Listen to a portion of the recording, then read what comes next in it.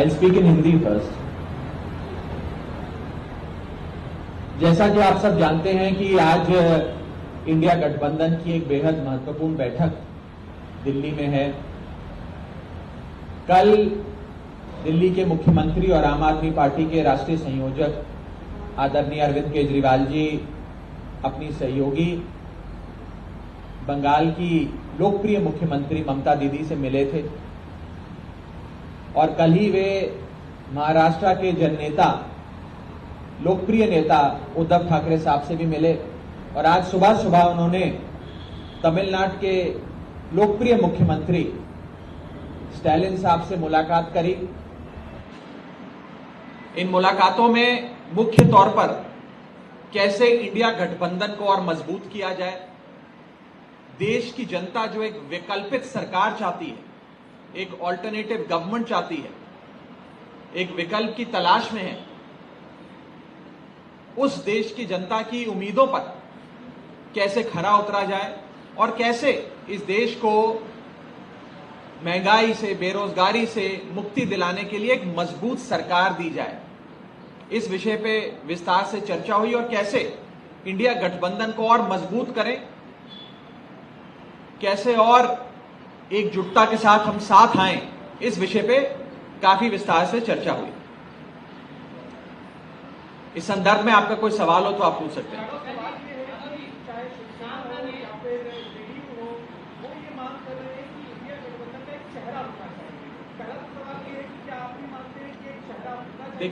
देखिए जो चर्चाएं मीटिंग के भीतर होंगी वो मीटिंग के भीतर जब चर्चा समाप्त हो जाएगी उसके बाद आपको बताया जाएगा। मोटे मोटे तौर पे जैसा कि मैंने आपको बताया कि कैसे इस गठबंधन को मजबूत किया जाए, सब साथ आएं, मजबूती से लड़ाई लड़ें और इस देश की जनता, हमारे देश की जनता जो एक वैकल्पिक सरकार की ओर बड़ी उम्मीद से देख रही है, उस सरकार देने का काम इंडिया गठबंधन करेगा।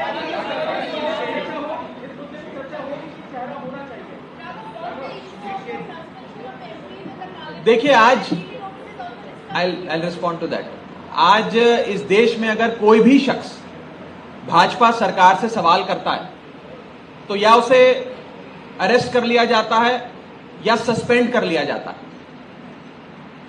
आज अगर आम आदमी पार्टी के नेता मनीष सिसोदिया, संजय सिंह और सत्येंद्र जैन बीजेपी ज्वाइन करने के लिए अपनी हामी भर देते हैं, हां बोल देते हैं, तो वो 2 मिनट के अंदर जेल से छूटकर बाहर आ जाएंगे और भारतीय जनता पार्टी उन्हें खूब ढोल नगाड़ों के साथ अपनी पार्टी में शामिल करा लेगी। ऐसा ही कुछ आपने महाराष्ट्र में देखा। छगन भुजबल, अजीत पवार, जिन नेताओं को भाजपा भ्रष्ट कहती थी, जिन पर ईडी सीबीआई के मुकदमे करे, उन नेताओं ने जैसे ही बीजेपी ज्वाइन कर ली, उनके सारे मुकदमे ठंडे बस्ते में डाल दिए, बंद कर दिए और उन्हें गले लगाकर अपनी पार्टी में उनका स्वागत किया। इसका मतलब यह है कि आज भाजपा अगर किसी से डरती है तो वे अरविंद केजरीवाल से डरती है। वो अरविंद केजरीवाल को कमजोर करना चाहती है। मुझे तो लगता है कि सोते जागते इन लोगों के सपने में सिर्फ अरविंद केजरीवाल जी आते हैं। और जहां तक सस्पेंशन का सवाल है, it was a black day in India's democracy. और मैं ये नहीं कहूंगा कि कुछ सांसद सस्पेंड हुए, मैं बेबाकी से ये बात कहना चाहता हूं कि लोकतंत्र सस्पेंड हुआ, डेमोक्रेसी हैज बीन सस्पेंडेड। जहां तक ईडी समन्स का आपने सवाल पूछा, सब लोग जानते हैं कि माननीय मुख्यमंत्री जी 19 तारीख से विपस्सना पे प्रस्थान करेंगे। वे रेगुलरली जाते हैं विपस्सना के लिए और ये उनका pre scheduled, pre announced plan है।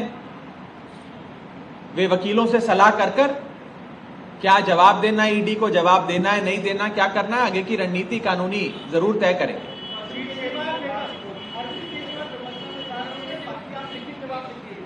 देखिए जैसा कि मैंने बताया कि जवाब क्या देना है, नहीं देना है, तो वकील और कानूनी सलाहकार तय करेंगे। लेकिन ये बात आप सब जानते ही हैं कि एक प्री स्केड्यूल्ड, प्री अनाउंस्ड घोषित कार्यक्रम है माननीय मुख्यमंत्री जी का कि वे 19 तारीख से विपस्सना की ओर प्रस्थान कर रहे हैं।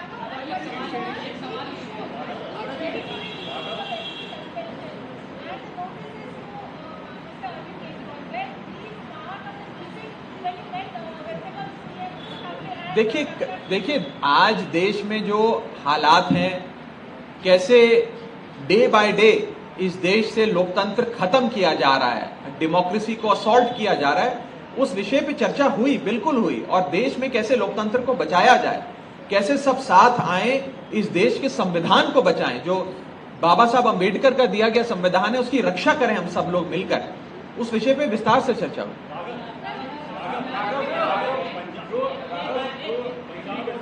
एक उनसे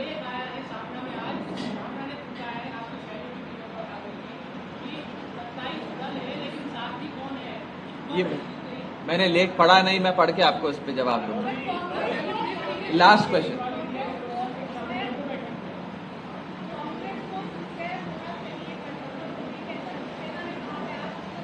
नहीं, देखिए मेरा अपना ये मानना है कि तमाम राजनीतिक दलों को पूरी सिंसेरिटी से और पूरे डेडिकेशन से, कमिटमेंट से, प्रतिबद्धता से साथ आना होगा।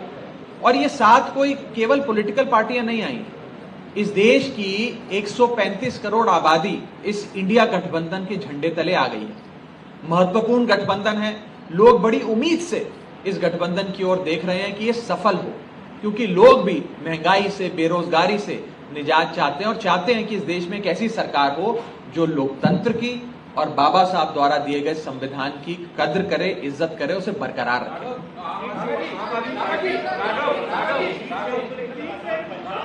देखिए सीट शेयरिंग को लेकर गठबंधन के भीतर चर्चा होगी, अवश्य होगी, और क्या बात होगी, क्या रणनीति बनेगी, उस रणनीति बनने के बाद हम आपसे विस्तार से चर्चा करके आपको बताएंगे। बहुत बहुत शुक्रिया, बहुत बहुत शुक्रिया। I will brief in English, very briefly. Let me just finish English briefing and then I will complete. Today is the meeting of the India Alliance, a very historic and an important meeting, and we are very, very hopeful that this meeting is going to be successful. Yesterday, my leader and the Honorable Chief Minister of Delhi, the national convener of the Aam Aadmi Party, Mr. Arvind Kejriwal, met his colleagues, the Honorable Chief Minister of West Bengal, Ms. Mamata Banerjee, and Maharashtra's, one of the tallest leaders of Maharashtra, Mr. Uddhav Thackeray. And this morning he met the Honorable Chief Minister of Tamil Nadu, Mr. Stalin. In these meetings, discussions were held as to how we should strengthen the India Alliance and take this alliance forward to a point that it can lead the country and give a blueprint to the people of our country to eradicate corruption, eradicate inflation, eradicate price rise, and eradicate joblessness. People of our country are very eagerly and with a lot of hope are looking at the India Alliance. And it is upon us to come together as one united front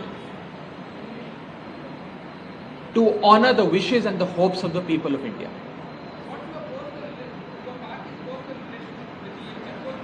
Well, Mr. Kejriwal is very, very fond of Mr. Stalin.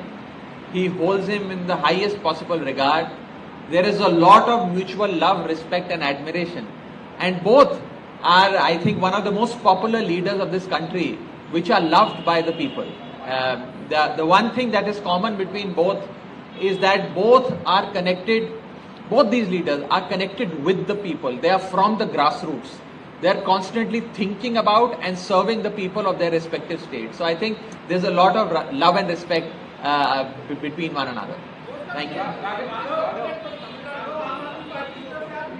Well, as far as suspension of members of parliament is concerned, I can only say this, that this is perhaps one of the darkest days of our democracy.